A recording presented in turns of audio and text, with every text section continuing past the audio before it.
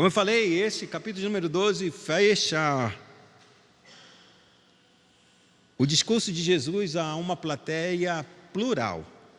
E quando eu falo uma plateia plural, é a plateia daqueles que conhecem a Cristo, daqueles que são discípulos de perto, os discípulos de longe, aquele que haveria de o trair, os seus próprios inimigos que haveriam de matá-lo, e inclusive até curiosos, pessoas que nunca viram Cristo, souberam dele de outros países, como diz nesse próprio texto, no capítulo de número 12, os gregos queriam ver Jesus. E por causa que os gregos queriam ver, eles pediram uma audiência com Cristo, falaram para André e André falou a Filipe. E então eles foram falar a Jesus e perguntaram a Jesus: os gregos querem te ver. E aí, a partir de então, Jesus começa a dizer exatamente qual é a sua última mensagem a este público plural. E eu falei, qual seria a nossa mensagem para todas as pessoas que nos amam, que nos odeiam, que de alguma maneira nos seguem, que de alguma maneira nos segue mais perto, outro mais longe, não importa. É como se Deus reunisse todo mundo diante de você e qual seriam as tuas últimas palavras, porque essas seriam as suas últimas palavras. E Cristo ele vai dizer as suas últimas palavras nesse sermão, um sermão extremamente curto, mas extremamente profundo, porque ele vai falar a respeito da sua própria vida e do sacrifício que ele vai fazer. E ele diz: se o grão de trigo caindo em terra não morrer, fica ele só, mas se ele morrer, ele produz muito fruto. Ele estava falando a respeito de si mesmo e que ele deveria morrer, porque se ele não morresse, não teria fruto nenhum, ou seja, Deus não teria nenhum outro tipo de filho, não teria filhos adotivos, o Pai. Era necessário que o Cristo morresse, para que então, por meio de sua morte, ele atraísse os filhos dele para a sua glória. Todavia, Cristo tem um sério, ou que a gente poderia dizer, um grave problema que o acompanha desde o seu nascimento. E é o mesmo problema que eu acompanho durante toda a minha vida, e é esse mesmo problema que começa lá no Jardim do Éden, desde Adão. E que problema é esse? Fazer a vontade de Deus. Glorificar a Deus com nossas palavras, nossos pensamentos, nossos sentimentos e com nossas atitudes. No Jardim do Éden, Adão, ele conseguia fazer tudo isso de maneira extremamente natural, espontânea. Não havia problema de Adão e Eva naquele jardim glorificar a Deus com tudo que eles faziam. Não havia problema. Até o dia em que eles deram ouvido a outra voz e creram nessa voz e obedeceram a essa voz, a voz do inimigo. Um ser sujo, sorrateiro, um ser que nos espia, um ser que nos olha, nos observa, um ser que não tem afeto nenhum pela minha vida, nem pela sua vida, mas ele nos cerca tão de perto, como se ele quisesse nos abençoar, como se ele nos amasse. Um ser maligno e maquiavélico, ao ponto de se apresentar como o nosso maior inimigo, porém fingindo-se amigo. Um ser que, para nós, ele não veio como um palhaço, como Chuck, como Jason, como Fred Krueger, como um espantalho, todo maluco, todo feio, se apresentando a mim e a você, porque se ele assim o fizesse, a gente rapidamente teria temor, pavor e fugiria. Ele vem da forma como a gente não espera. Um ser belo, um ser delicado, um ser com palavras suaves, como se a gente não conseguisse nem ouvir os seus passos quando andar, de tão delicado que ele era. Esse ser se apresenta a Adão e Eva, se apresenta a sua esposa, Eva. Ela ouve, entende, compreende, raciocina todas as suas palavras e acredita naquele ser. O desdobramento disso é que ela entra em obediência, a desobediência a Deus, come do fruto. E come do fruto e leva o mesmo fruto para o seu marido, e ele da mesma maneira, ele olha, verifica e percebe e come. E quando come, a Bíblia declara que os olhos de ambos se abrem e eles se contemplam na maior miséria que o homem pode ter, longe da presença de Deus, porque o que vestia ele era a santidade de Deus e sua glória, sua presença maravilhosa. E agora, nus, longe da presença de Deus, o próprio Deus se afastou deles. Eles sentem vergonha uns dos outros, um do outro. Não parece a mulher que Deus me deu. E Eva, não parece o homem que Deus me deu. A partir de então, um ser maligno entrou na história humana. E todo mundo caminha, que não confia em Deus, caminha na vertente dele, na obediência dele, no jugo dele. Queiramos nós ou não, estamos sob um jugo de Satanás, nos conduzindo, como a Bíblia diz, filhos da desobediência. Porque agora a gente não consegue mais glorificar a Deus, a gente não consegue mais entrar em realmente obediência, a não ser que a gente olhe alguma coisa que Deus nos diga e nos peça, e que a gente agora julgue por nossas próprias faculdades, diga: isso vai ter proveito para mim, então eu vou te glorificar. Como muitos usam dos dízimos e ofertas achando que podem barganhar com Deus alguma coisa. Então o homem pensa: se eu der, Deus vai me dar, então eu vou dar. E se eu der mais, Deus vai me dar mais. Mas isso não é o Evangelho. Isso é a voz do inimigo. Aí cai no erro de quem? De Saul. E não na fé de Davi.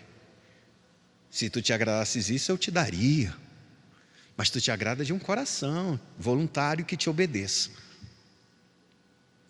Essa luta e essa angústia de obediência a Deus, de todo aquele que volta-se para Deus, ele entra numa batalha ferrenha de querer fazer verdadeiramente ou a sua vontade ou a vontade de Deus. E a sua alma muitas vezes vai chegar num ponto de se angustiar. E Cristo agora, ele chega diante de nós no seu último discurso e ele diz exatamente isso: minha alma está angustiada até a morte. Agora, exatamente agora, minha alma está angustiada até a morte. E o que eu vou dizer? A pergunta é que a gente tem que dizer: por que sua alma está angustiada? Porque a alma de Cristo está angustiada. Esse termo, embora que a tradução diga agora, está angustiada a minha alma, a palavra no grego não traz isso, não. Ele diz que é uma palavra angustiada, que ela tem a denotação de que ela nunca deixou de ser angustiada. É por isso que Cristo, quanto me angustio até que aquele dia aconteça, porque Ele sabe que desde o dia que Ele nasceu até o dia em que Ele vai consumar o seu sacrifício, sua alma está entrando numa angústia enorme de glorificar a Deus, de verdadeiramente entregar tudo para o Senhor em glória, em louvor, em uma obediência perfeita. Não era somente uma luta contra o pecado, era uma luta entre fazer a vontade de Deus e a sua vontade. A angústia da sua alma está exatamente em perceber o quanto eu preciso sofrer, o quanto eu vou sofrer para continuar com Deus em mim. Eu sei que muitos de nós preferem não sofrer e pecar. Mas a luta de Cristo a minha angústia é: eu sofro tudo, mas eu não peco. Eu passo por tudo, mas eu não vou perder a presença de Deus.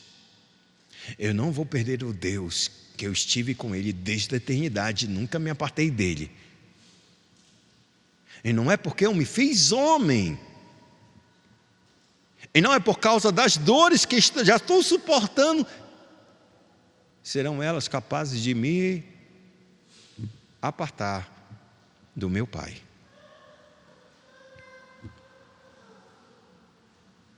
E aqui é interessante porque ele diz: agora minha alma está angustiada. O que eu tenho que dizer? O que eu vou dizer? O que você diz quando a sua alma está angustiada? Para onde você vai? O que você busca?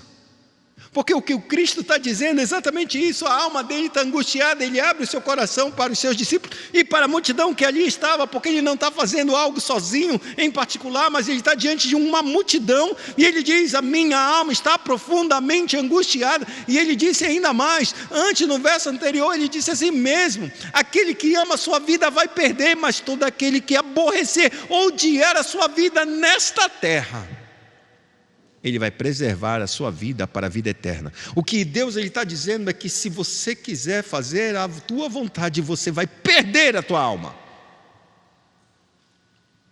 Mas todo aquele que perder ou renunciar à sua vontade, odiando a sua vida, exatamente isso. Mas por que sempre sou eu que tenho que abrir mão? Tem horas que você se odeia porque faz isso. Porque eu que tenho que abrir mão, porque tem que ser eu, porque não é sempre o outro, porque sempre sou eu. Todo aquele que odiar a sua vida, vai preservar a sua vida para a vida eterna. E quando ele falou isso aos homens, ele abre a boca e diz: a minha alma está profundamente amargurada, está entristecida violentamente. E o que a gente faz quando está tão triste, está tão amargurado, está tão doído, está tão pesaroso, quando as situações são tão difíceis, o que a gente faz? Cristo nos ensina o que se faz. Que direi eu? Sabe o que ele diz?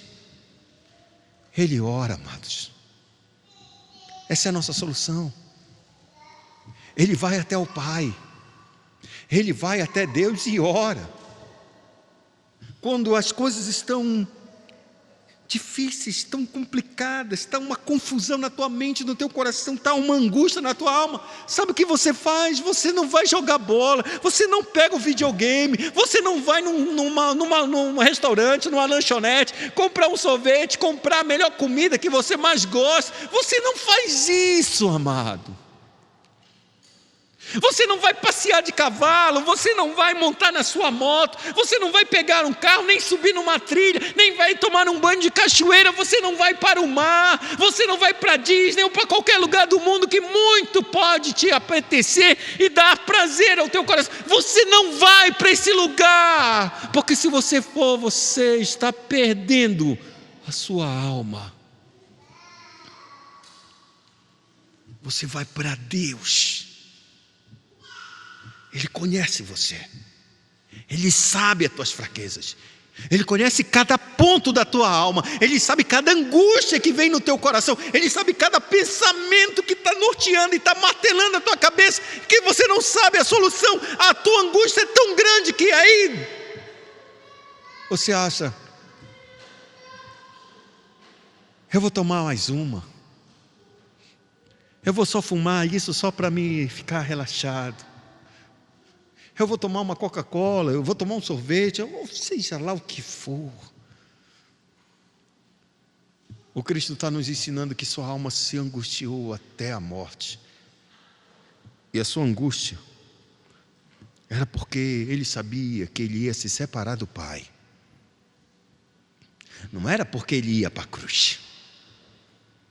É porque ele ia se separar de Deus, o único que em todo o tempo nunca se separou. No princípio era o Verbo estava com Deus e o Verbo era Deus. No princípio Jesus estava lá com o Pai e o Espírito desde toda a eternidade, nunca se separaram. E quando ele se fez homem, Deus estava com ele, o Pai estava com ele, o Espírito estava com ele. Mas agora ele está próximo da cruz e ele sabe que não é a morte que vai me separar do Pai. Não é aquela crucificação, nem tampouco os açoites. Não é sobre isso. O salário do pecado é a morte. E a morte é o resultado de que houve um pecado. E se houve um pecado, o homem está apartado de Deus. Ele sabia que não era o pecado dele, porque ele não tinha pecado, mas ele sabia que ele ia assumir todos os nossos pecados. E se ele vai assumir todos os nossos pecados, ele tem que pagar a sentença do pecado. E a sentença do pecado é o afastar de Deus. Deus se apartando de Deus. Deus Filho se apartando de Deus Pai. Um mistério impressionante.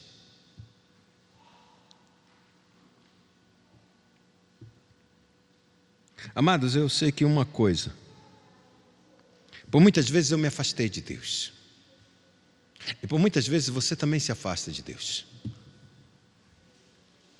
E a gente nos afastamos de Deus porque nós não conhecemos quem é o Senhor Deus Todo-Poderoso. Por muitas vezes a gente acha que a gente conhece, mas não conhece não, conhece muito pouco de Deus. A gente tem que confiar em Deus no pouco que a gente sabe. Eu estou dizendo isso que muitas vezes pode nos justificar a atitude da gente ter algum tipo verdadeiramente de se afastar do caminho dele, de se apartar dele, de não caminhar com ele. Por quê? Porque a gente não conhece ele completamente. Mas esse não é o caso de Cristo. Cristo conhece o Pai desde a eternidade. Durante toda a eternidade ele conhece o Pai. Quando ele se fez homem, isso não sumiu da cabeça dele. Ele se esvaziou de ser Deus, de todos os atributos dele, de serem manifesto ele, se esvaziou. Mas uma coisa ele sabia, quem era Deus, quem era o Pai. E por esse valor tão imenso de quem era o Pai, ele pagaria o preço que fosse para não perder essa presença, para não perder essa comunhão. E por isso, quando a sua alma está angustiada, ele disse: Pai, salva-me desta hora.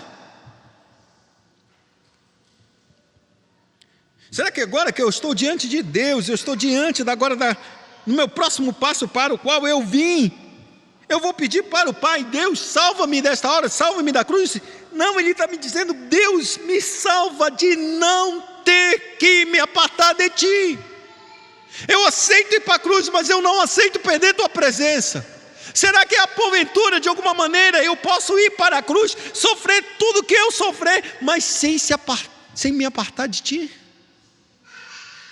Salva-me disso. Irmão, o problema não é a cruz, amados. Não é a forma como a gente morre, ou deixa de morrer assim, ou aquilo, ou assado, ou seja lá qual for a forma que a gente venha a morrer. O problema não é esse. O problema é se apartar do Deus eterno. Esse é o problema.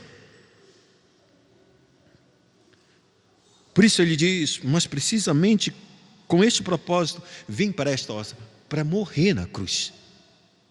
O que eu quero é que o Senhor não se aparte de mim. E ele vai fazer essa mesma oração agora, daqui a alguns capítulos depois, no Getsemane, porque ele está ainda próximo à Páscoa. Falta 2 dias para a Páscoa. Ele não vai mais falar com a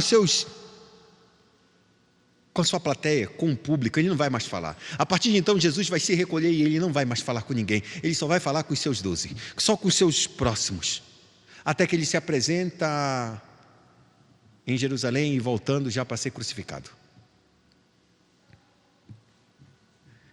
Ao saber disso, Cristo, ele diz no verso 28, Pai, glorifica o Teu nome. Pai, glorifica o Teu nome. E esse é o ponto que Adão e Eva não conseguiram. Glorificar o nome de Deus. E glorificar o nome de Deus só exige uma coisa: obediência. Se não houver obediência, não tem como se glorificar o nome de Deus.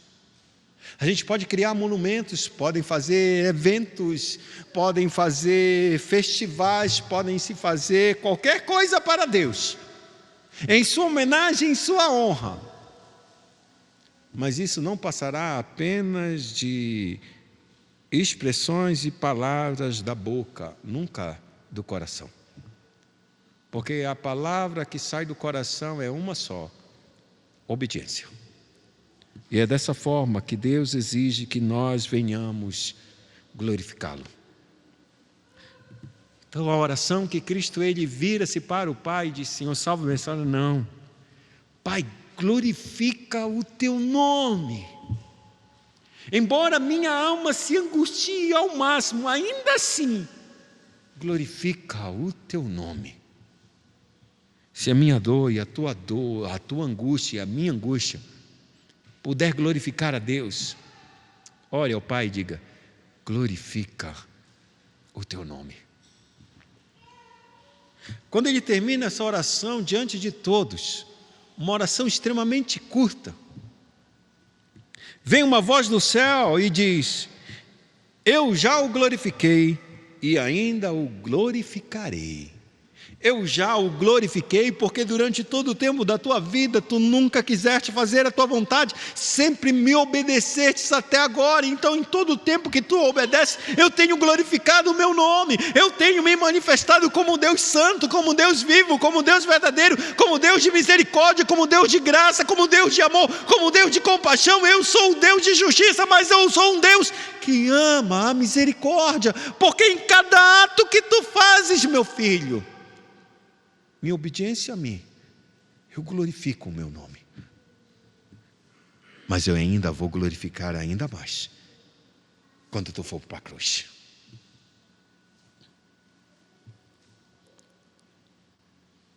Cristo ouve claramente essa voz. Cristo ouve e entende claramente as palavras que chegam aos seus ouvidos. E não são umas palavras que foram sussurradas ou em silêncio somente Cristo ouviu. Não, essa palavra bradou sobre toda a multidão que lá estava, da mesma forma como Cristo bradava para aqueles que estavam lhe ouvindo. Então a resposta da multidão ao ouvir esse som, olha o que diz, verso 29, a multidão, pois, que ali estava, tendo ouvido a voz, dizia ter havido um trovão, porque a voz de Deus é como um trovão, diz a Escritura Sagrada. Outros diziam dentro da multidão: foi um anjo que lhe falou. A pergunta é: o que se falou? O que eles entenderam? O que eles ouviram? O que eles ouviram não foi a mesma coisa que Cristo ouviu. Porque Cristo ouviu foi: eu já glorifiquei e o glorificarei. Mas a multidão só ouve o quê? Um trovão, um barulho. O que ele falou? Outros ainda dizem: um anjo lhe falou. O que esse anjo falou?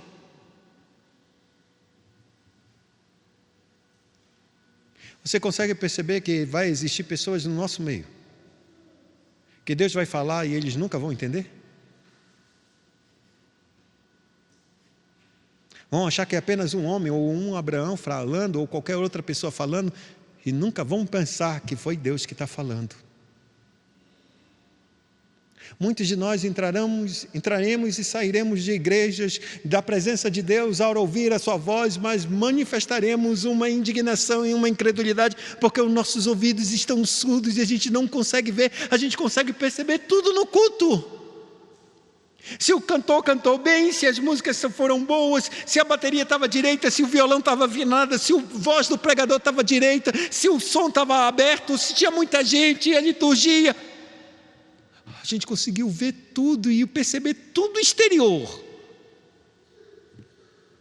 O barulho, o trovão. Mas a gente não discerniu que Deus estava falando comigo e com você. Só o Cristo percebeu. Porque aquele que não está com vontade de fazer a vontade de Deus nunca vai ouvir a voz de Deus.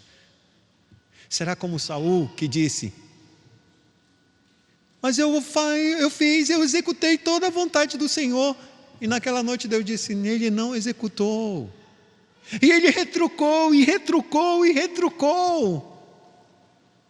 E assim somos muitos de nós que retrucamos a voz de Deus e achamos que o pouco da obediência que nós damos são 100% de obediência. Não. Para ser obediente, você precisa ter 100% de obediência. 99% é desobediência, amado.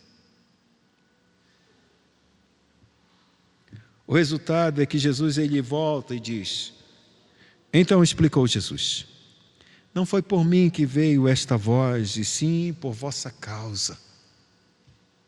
A voz dele glorificar e ainda o glorificará.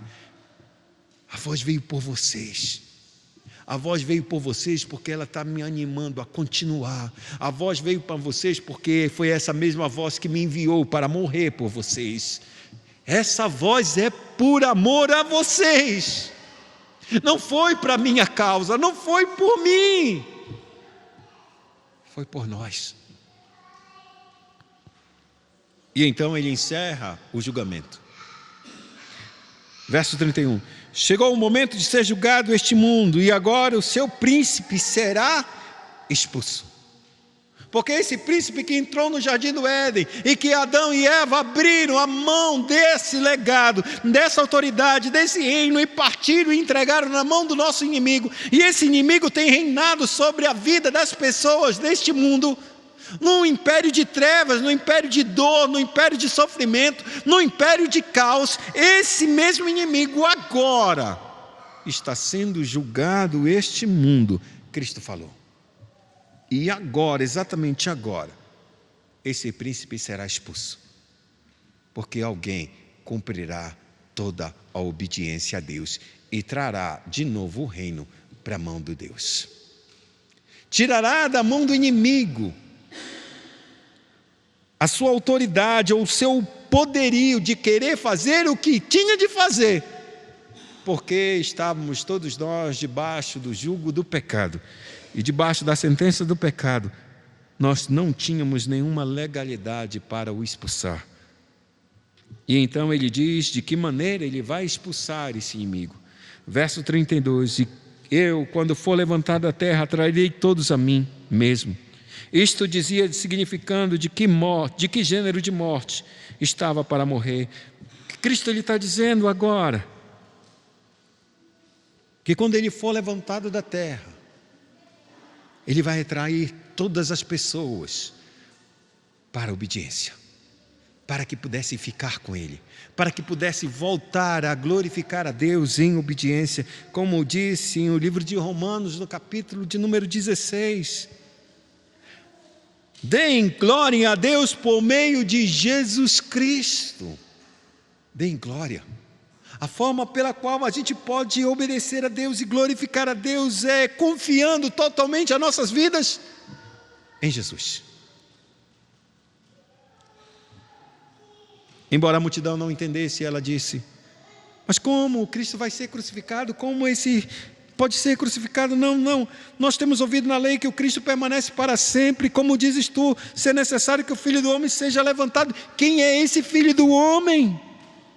Jesus respondeu: ainda por um pouco a luz está convosco. Andai enquanto tendes a luz, para que as trevas não vos apanhem. E quem anda nas trevas não sabe para onde vai. Enquanto tendes a luz, crede na luz, para que vos torneis filhos da luz. Jesus disse essas coisas e, retirando-se, ocultou-se deles. Lembra? A voz chega e fala do alto. As pessoas pensam que é um trovão ou um anjo, mas não entendem o que se diz. Jesus volta a dizer exatamente: quando eu levantar, quando o Filho do Homem for levantado da terra, ou seja, ele sabia, ser levantado é ser pendurado no madeiro. E ser pendurado no madeiro é uma questão de maldição. E ser pendurado no madeiro é questão de ser maldição, mas o Cristo, a Escritura diz que ele vai viver para sempre, que ele vai permanecer para como ele. Quem é esse Filho do Homem? E Jesus disse: enquanto vocês têm luz, creiam na luz e andem na luz, para vocês se tornarem filhos da luz, porque quem não acredita vai andar nas trevas e não sabe para onde vai. O resultado disso, amados,